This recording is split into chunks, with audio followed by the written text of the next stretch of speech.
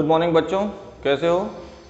चलिए आज हमें स्टार्ट क्या करना है, एक्सरसाइज 3.3 लास्ट वीडियो में हमने कवर की थी सब्स्टिट्यूशन मेथड, है ना, कि जो भी पेयर ऑफ लीनियर इक्वेशन होते हैं उनको सॉल्व करने के हमारे पास कितने तरीके होते हैं। तो पहला तो होता है ग्राफिकल मेथड, जो कि ऑलरेडी हम डिस्कस कर चुके हैं, और दूसरा होता है एल्जेब्रिक मेथड।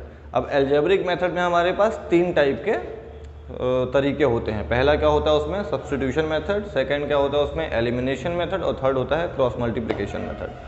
तो हमने फर्स्ट वाला डिस्कस किया था सब्स्टिट्यूशन मेथड, जिसमें हमने ये सीखा था कि एक इक्वेशन है, उसमें से आप x या y किसी भी एक वेरिएबल की वैल्यू उससे निकाल करके और उसमें उसको आपको दूसरे में प्लेस कर देना है ना, सब्स्टिट्यूट कर देना है, और उसके बाद आपका पूरा वेरिएबल, वो जो इक्वेशन है वो एक ही वेरिएबल में हो जाएगा और आप उससे वैल्यूज़ निकाल सकते हैं। इस पर बेस्ड कुछ क्वेश्चन भी हम लोगों ने किए थे और आई होप कि आपको समझ में आया होगा।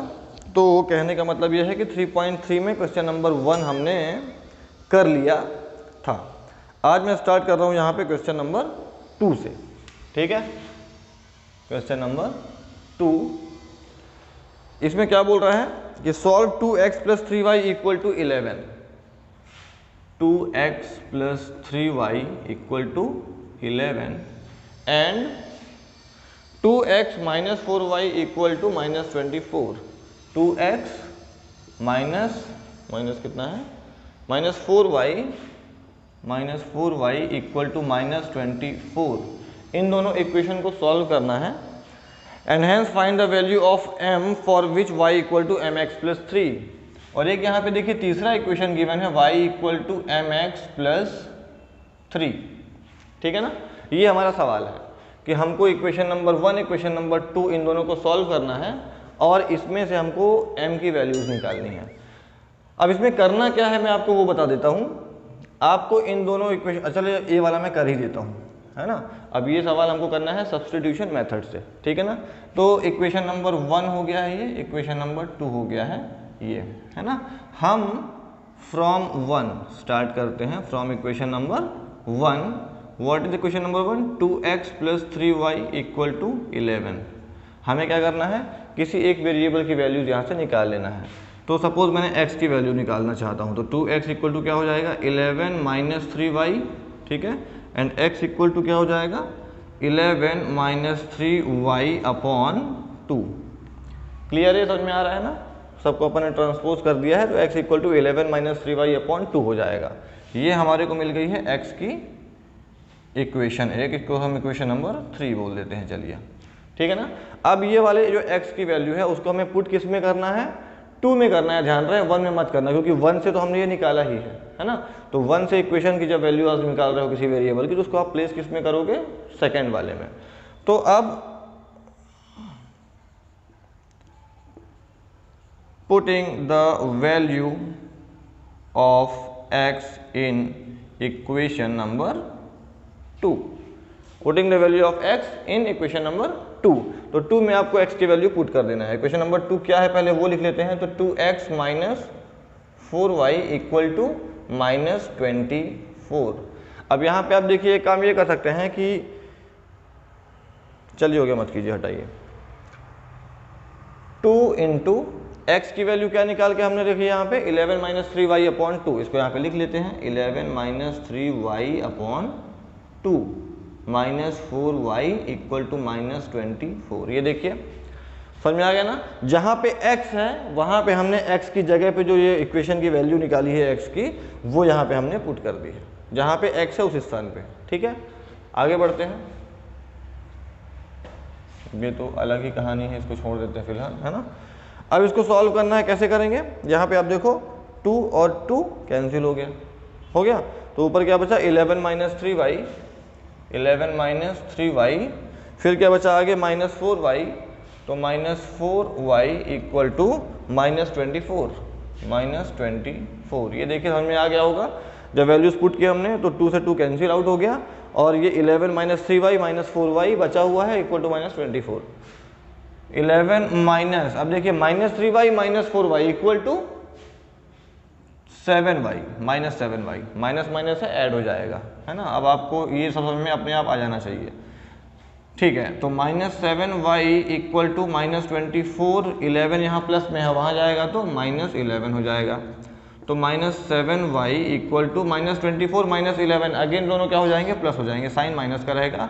4 + 1 5 एंड 2 + 1 3, 35। तो y इक्वल टू क्या हो जाएगा, -35 अपॉन -7, माइनस माइनस कैंसिल, 7 5 ज़ा 35, y equal to 5।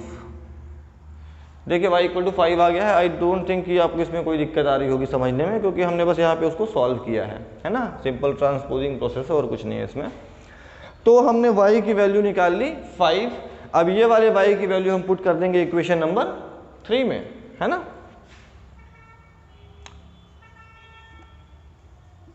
Putting the value of y in equation number 3, putting the value of y in equation number 3। Equation number 3 क्या है, x equal to 11 - 3y upon 2, 11 - 3y upon 2। यहाँ पे आप y की value put कर देंगे क्या, 5, करके देखते हैं क्या आता है। तो x इक्वल टू 11 - 3 इंटू 5, देखिए ये 5 कहाँ पे है, y की जगह पे है ना। यहाँ पे देखिए 3y था तो 3 इंटू 5 कर दिया अपॉन 2। x इक्वल टू क्या जाएगा, 11 - 3 5 ज़ा 15, तो 11 - 15 अपॉन 2। 11 - 15 कितना आएगा, 4 आएगा क्या, -4 है ना। तो -4 अपॉन 2, 2 2 ज़ा 4 कैंसिल आउट हो गया, तो -2। ठीक है, तो x की वैल्यू क्या निकल के आ गई, -2। ठीक है, तो आप देखिए दोनों इक्वेशन है, सब्स्टिट्यूशन मेथड से हमने इसको सॉल्व किया है। x की वैल्यू -2 आ गई है, y की वैल्यू 5 आ गई है। अब हमें इसके साथ क्या करना है कि x और y की ये वैल्यूज हमको इस इक्वेशन में पुट करना है ना, क्योंकि उसने यहाँ पे हमको m की वैल्यूज निकालने के लिए कहा है ना। Now put the values of x and y in y equal to mx plus c, sorry c क्या बोल रहा हूँ मैं, 3 है, y equal to mx plus 3 है ना। Put the value of x and y in y equal to mx plus 3। ये जो इक्वेशन दिया है यहाँ पे हमको x और y की वैल्यूज पुट करना है, रख देते हैं। y की वैल्यू कितनी आई थी, 5, तो 5 equal to m into x की वैल्यू -2 आई थी प्लस 3। ये देखिए यहाँ पे y की जगह 5 रख दिया और x की जगह पे -2 पुट कर दिया। सॉल्व करते हैं तो -2m प्लस 3, ये हो गया -2 इंटू m, -2m आ गया है। तो -2m इक्वल टू क्या हो जाएगा, 5 - 3 हो जाएगा। ठीक है ना, -2m यही रखा है, 3 को इधर भेज दिया तो 5 - 3, और दोनों के साइड हमने चेंज करके उसको लिख दिया है। तो -2m इक्वल टू 5 - 3 कितना आएगा, 2 आएगा। तो m इक्वल टू क्या हो जाएगा, 2 अपॉन -2, हैंस 2 1 ज़ा 2, तो -1। तो m इक्वल टू कितना आ गया, -1। ये आपने m की वैल्यू निकाल ली यहाँ पे। ठीक है, तो इस तरीके से सवाल हो जाएगा, और इसमें कुछ ऐसा था नहीं जो आपको समझ में ना आए, बस इसको सॉल्व करना है। बट मैंने एक सवाल आपको सॉल्व करके बता दिया है कि आपको थोड़ा सा आइडिया होता रहे कि कैसे करना है। ठीक है ना, अपन अब बढ़ते हैं अगले सवाल की ओर। अब इसमें क्या गिवन है, देखिए, form the pair of linear equation for the following problems and find the solution bye substitution method, है ना। तो हमें कुछ यहाँ पे अब वर्ड प्रॉब्लम्स गिवन है, तो हमको उसे सॉल्व करना है, और कौन सी मेथड से, सब्स्टिट्यूशन मेथड से। ठीक है, तो फर्स्ट है इसमें, थर्ड का फर्स्ट है, वो सवाल क्या बोल रहा है कि the difference between 2 number is 26 and the number is 3 times the other. ठीक है, हमारे पास दो नंबर हैं, उनका जो डिफरेंस है वो कितना है, 26 है, and one number is 3 times the other, और एक नंबर जो है वो दूसरे का 3 टाइम्स है, 3 गुना ज़्यादा है। फाइंड देम, उनको हमें फाइंड आउट करना है। ठीक है ना, तो इसको हमें करना है सॉल्व, 2 वेरिएबल लेना है पहली बात तो, है ना, क्योंकि हम लीनियर इक्वेशन इन 2 वेरिएबल पढ़ रहे हैं। तो सबसे पहले let the first number equal to x and the second number equal to y। 2 variable पढ़ रहे हैं, तो इसमें हमारे पास 2 अननोन चीज़ें रहेंगी, अननोन क्वांटिटीज रहेंगी। ठीक है ना। तो जो भी अननोन है अपने पास उनको में से एक को आप x मान लोगे, दूसरे को आप y मान लोगे, ठीक है ना। तो हमारे पास दो नंबर इसने कहा था है, तो फर्स्ट नंबर हमने x मान लिया और सेकेंड नंबर को हमने y मान लिया है। अब क्या बोल रहा है कि अब देखिए दो इक्वेशन हमारे पास है, हम पेयर ऑफ लीनियर इक्वेशन पढ़ रहे हैं। पेयर का मतलब हमारे पास दो इक्वेशन हमको बनाने हैं, तो और दो अगर आपके पास वेरिएबल हैं तो उन दोनों को सॉल्व करने के लिए आपको कम से कम दो इक्वेशन चाहिए होंगे, है ना। आप एक इक्वेशन सॉल्व नहीं कर सकते हो, ठीक है। तो हमारे पास दो इक्वेशन बनाने के लिए हमारे पास दो कंडीशन होनी चाहिए। तो दोनों कंडीशन आपको सवाल पढ़ के पहचानना पड़ेगा कि जो लिखा है उससे मैं क्या कंडीशन क्रिएट कर सकता हूँ, क्या कंडीशन मैं बना सकता हूँ। पहले में क्या दिया है, difference between two numbers is 26। ये है हमारी फर्स्ट कंडीशन कि दोनों नंबर का जो डिफरेंस है वो 26 है। आपको इस स्टेटमेंट को मैथमेटिकल फॉर्म में लिखना है, अलजेब्रिक फॉर्म में लिखना है। तो अगर हमारे पास दो नंबर हैं x और y, तो इनका डिफरेंस हम कैसे निकालेंगे, पहला ये हो गया, और डिफरेंस करने के बाद क्या रिजल्ट आता है ये उसमें गिवन है 26। तो अगर दो नंबर्स का डिफरेंस कैसे निकालना है तो माइनस करके निकालते हैं। तो मैंने कर दिया x, it is given that ये गिवन है ना कि x minus y equal to 26। ये हमारा इक्वेशन नंबर 1 बन गया है। उसमें दिखा हुआ है ना कि दोनों नंबर का जो डिफरेंस है वो कितना है, 26 है। तो हमने कर दिया x minus y equal to 26। अब सेकेंड कंडीशन क्या गिवन है, one number is 3 times the other, कि जो एक नंबर है वो दूसरे का 3 टाइम्स है। अब 3 टाइम्स का मतलब आपको मालूम है कि 3 का मल्टीप्लाई करना है, लेकिन यहाँ पे ध्यान आपको इस बात का रखना है कि इसमें से कौन सा नंबर बड़ा है। तो जब आपने लिया पहला नंबर x, दूसरा नंबर y, तब तो आप किसी को भी बड़ा कर सकते थे, ये आपके ऊपर है ना, चाहे आप x को कर दो चाहे आप y को कर दो। लेकिन ये इक्वेशन लिखने के बाद अब आप समझो कौन सा नंबर बड़ा होगा। अगर आप y को x में से माइनस कर रहे हो, इसका मतलब बड़ा कौन हुआ, x बड़ा है। और यहाँ पे रिजल्ट भी देखिए आप पॉजिटिव आ रहा है 26, ये पॉजिटिव इंटीजर है। इसका मतलब डेफिनेटली जो x है वो y से बड़ा होगा, ठीक है। तो हमको यहाँ पे अब x को बड़ा मान के चलना है। एंड पहली कंडीशन से ये स्टेटमेंट वो इक्वेशन बन गया, and x equal to 3y। ध्यान दीजिए, one number is 3 times another number. तो जो x है वो y से 3 टाइम्स बड़ा है, उसका 3 गुना है। तो अगर हमको x और y को एक बराबर रखना है, इक्वल का साइन लगा हुआ है, इक्वेशन इसीलिए इसको बोलते हैं। तो अगर हमें इसको इक्वल रखना है तो हमको 3 का मल्टीप्लाई करना पड़ेगा। भाई जितना कम है जितना ज़्यादा है उतना ही तो उसमें ऐड करना पड़ेगा। उसी प्रकार से जो x है वो y से, अगर ये ऐसा लिखा है केवल x इक्वल टू वाई, तो अभी तो ये बराबर नहीं है, नॉट इक्वल टू है। क्यों? क्योंकि जो x है वो y का 3 टाइम्स है, उससे 3 गुना ज़्यादा बड़ा है। तो अगर इनको हमें बराबर करना है तो जो छोटा नंबर है भाई उसमें 3 का मल्टीप्लाई करेंगे तब वो बड़ा बन के इसके बराबर पहुंचेगा, ठीक है ना। ठीक है, अब समझ गए होगे आप। तो 3y इक्वल टू 3y, ये हमारा इक्वेशन नंबर 2 बना लिया हमने, ठीक। अब हमको इन दोनों को सॉल्व करना है by using the substitution method. अब सब्स्टिट्यूशन मेथड क्या होती है कि भाई एक से वैल्यू निकालो और दूसरे में पुट कर दो। यहाँ पे निकालने की जरूरत है ही नहीं क्योंकि ये ऑलरेडी इक्वेशन उसी फॉर्म में लिखा है हमने, x इक्वल टू 3y, ये इक्वेशन ही निकला हुआ है। आप देखो ध्यान से, है ना, इसको ट्रांसपोज करने की जरूरत नहीं है अपने को।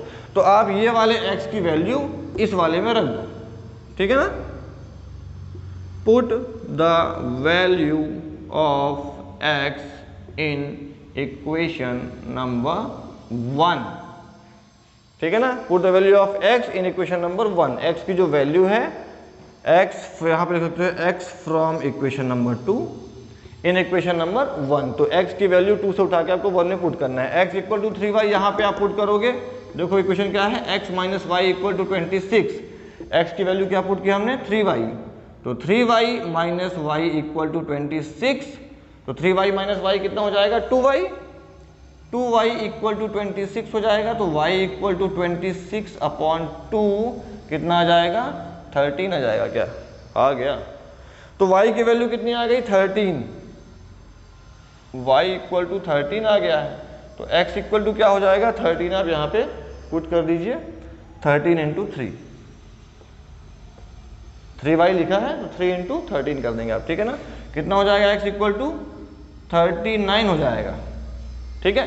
तो x की वैल्यू आ गई है 39 और y की वैल्यू आ गई है 13। ये आपका नंबर हो गया, पहला नंबर है वो है 39 और दूसरा नंबर है वो है 13। अब आपका ये खेल जो है वो खत्म हो चुका है, ठीक है। बात समझ में आ गई। तो इस तरीके से आप सवालों को सॉल्व कर सकते हैं। अब हम जो आगे डिस्कस करने वाले हैं उसमें हम केवल वर्ड प्रॉब्लम को पढ़ करके केवल इक्वेशन बनाएंगे, बाकी सॉल्व आप लोग खुद से करोगे। ये सब्स्टिट्यूशन मेथड सेम है सब में, ठीक है ना। बढ़ते हैं अगले सवाल की तरफ, ठीक है। क्वेश्चन नंबर 3 का सेकेंड, ये मैंने यहाँ पे लिख दिया है। The larger of 2 supplementary angles exceeds the smaller by 18 degrees, find them. आपको प्रॉब्लम में कम से कम लिखा हुआ है और आपको इसी कम से कम में से 2 कंडीशंस निकाल करके इक्वेशन बनाने हैं। ये है आपका टास्क। तो फर्स्ट में आपने समझा किस तरीके से काम करना है। प्रीवियस क्लास में भी आप लोगों ने ऐसा काफ़ी काम किया होगा, 1 वेरिएबल में ही, है ना, या 2 वेरिएबल में भी किया होगा 9th में। तो अब मैं आपको ये कहूँगा कि अभी इस वीडियो को यहीं पे आप पॉज कीजिए और इस सवाल का इक्वेशन खुद से बनाने के लिए ट्राई कीजिए। इट विल टेक हार्डली 1 और 2 और 3 और 5 मिनट्स, ठीक है ना। उतना टाइम अपने आप को दीजिए। अभी वीडियो पॉज करके इसको आप खुद से इक्वेशन बनाने का ट्राई कीजिए। अगर नहीं बना पाते हैं या कैसा बनाया है देखना है तो फिर इसको आप आगे रिज्यूम करिए, ठीक है ना। पर अब मैं यहाँ पे अपना तो रिज्यूम कर ही देता हूँ। The larger of 2 supplementary angles, तो यहाँ पे इसने एक वर्ड लिखा है सप्लीमेंट्री एंगल्स। सप्लीमेंट्री एंगल्स, ये सप्लीमेंट्री एंगल जो लिखा हुआ है ये अपने आप में एक कंडीशन है। अगर आपको मालूम है कि व्हाट इज सप्लीमेंट्री एंगल तो आप समझ जाओगे कि 2 ऐसे एंगल जिनको ऐड करने पे क्या आता है, 180 आता है। 2 ऐसे एंगल जिनको ऐड करने पे 180 आता है उसको हम बोलते हैं सप्लीमेंट्री एंगल्स। और अगर दोनों का एडिशन 90 आता है उसे हम बोलते हैं कॉम्प्लीमेंट्री एंगल्स, ठीक है ना। तो ये एक वर्ड लिखा है सप्लीमेंट्री एंगल्स और आपके दिमाग में खटाक से आना चाहिए कि सप्लीमेंट्री एंगल्स क्या होते हैं। तो 2 एंगल्स को ऐड करना है, 180 आ जाएगा, ठीक है। और second condition, exceeds the smaller by 18, जो बड़ा एंगल है वो छोटे वाले से 18 डिग्री एक्सीड करता है, ज़्यादा है। तो आपको यहाँ पे दोनों इक्वेशन मिल चुके हैं। फर्स्ट कैसे आप निकालोगे इक्वेशन, पहले तो आप ये मान लो लेट फर्स्ट एंगल, या फर्स्ट भी मत लिखो आप, यहाँ पे लार्जर लिखो, है ना। Larger angle equal to x and smaller angle equal to y. आप यहीं पे मान के चल रहे हो बड़ा क्या है छोटा क्या है, ठीक है ना। तो लार्जर एंगल एक्स मान लिया हमने, स्मॉलर एंगल वाई मान लिया हमने, है ना। अब कंडीशन क्या गिवन है, सप्लीमेंट्री एंगल क्या होते हैं, 2 ऐसे एंगल को ऐड करने पे 180 मिलता है। तो अगर ये x और y दोनों एंगल सप्लीमेंट्री हैं तो इनको ऐड करने पे हमें क्या मिलेगा, 180 मिलेगा। तो आप यहाँ पे लिख दो x plus y equal to 180। Bracket में आप लिख सकते हो सप्लीमेंट्री एंगल्स, ब्रैकेट में आप लिख दो सप्लीमेंट्री एंगल्स, क्योंकि ये आपने कंडीशन कैसे बनाई है इक्वेशन वो पता है तो अच्छी बात है, ठीक है। सेकेंड में क्या है वो गिवन है यहाँ पे 1 नंबर या larger angle exceeds the smaller by 18 degree. अब इसको आप कैसे लिखोगे कि जो बड़ा वाला एंगल है वो छोटे वाले से 18 डिग्री ज़्यादा है।